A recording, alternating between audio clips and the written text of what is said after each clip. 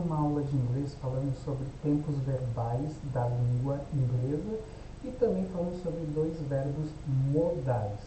O que são verbos modais?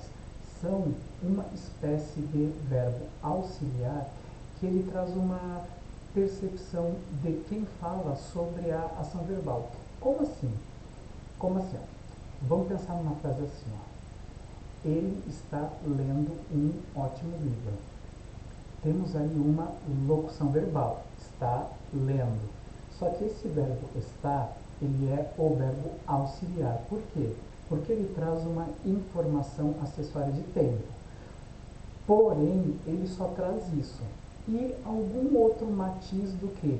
De sentido, né, transitório, né, pelo próprio sentido desse verbo estar. Mas ele tem uma função mais assim preponderante de marcação de tempo. Ele está lendo e ele estava lendo são o quê? São percepções temporais, ou seja, de tempo diferentes de uma ação verbal que, nesse caso, é ler. Ele está lendo é o quê? Ação que está acontecendo no momento da fala, que começou antes e tem meio que algo nebuloso de quando ela vai acabar. Não é certo quando ela vai acabar, mas ela está acontecendo no momento da fala. Agora, quando eu falo eu estava lendo, é o que? É uma ação lá no passado, que também tinha uma duração maior, só que ela tinha começado o que? Antes de uma outra ação no passado que também pode ser relacionada a ela. Como assim, ó? Eu estava lendo quando a chuva começou. Ó, a chuva começou é o que? É uma ação pontual. O que é uma ação pontual? Aquela que tem uma duração curta, né? Começou, foi assim, foi do nada. Mas tem uma outra ação também no passado que já estava acontecendo. Então, estava lendo, essa locução verbal acontece por causa do auxiliar estava, que dá essa sensação de uma ação lá no passado que estava acontecendo. Agora, o que é um verbo auxiliar modal? Isso também acontece na nossa língua portuguesa. Como assim? Ele pode ler a qualquer hora. Esse pode é o quê? É uma percepção de habilidade, de uma possibilidade, de uma permissão para a ação do verbo principal, que é ler. Ele pode ler.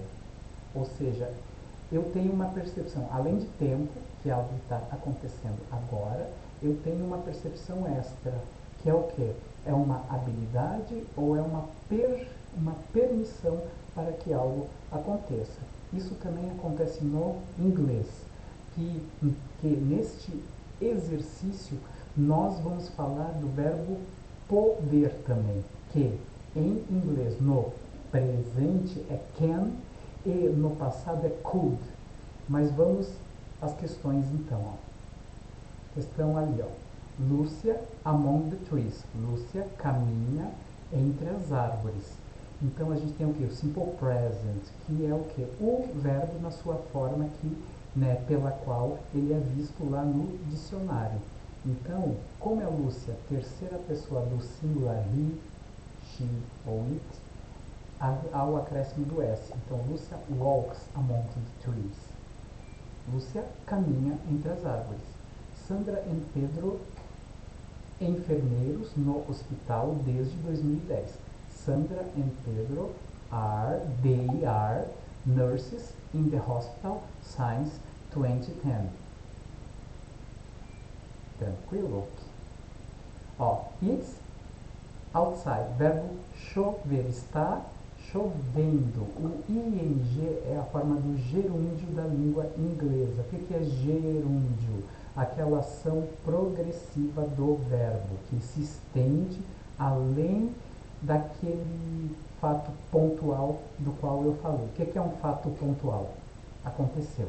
Por exemplo, eu me cortei. Foi uma ação que aconteceu em um curto espaço de tempo. Agora, se eu falar, eu estou me cortando, o gerúndio cortando mostra o quê? Ação dilatada, longa. Isso acontece no inglês também. It's raining outside. Está chovendo lá fora. Ok? Vamos lá. I climbed trees when I was 5. Eu escalava árvores quando eu tinha 5 anos. Eu podia. Aí o verbo can pode, could, podia. O modal, auxiliar modal, de possibilidade, de habilidade de algo anterior. I swim so well nowadays. Eu nado tão bem hoje em dia. Então eu posso, é algo atual. Modal de habilidade can. He can some habits and his health. Ele pode alguns hábitos e ele sua saúde.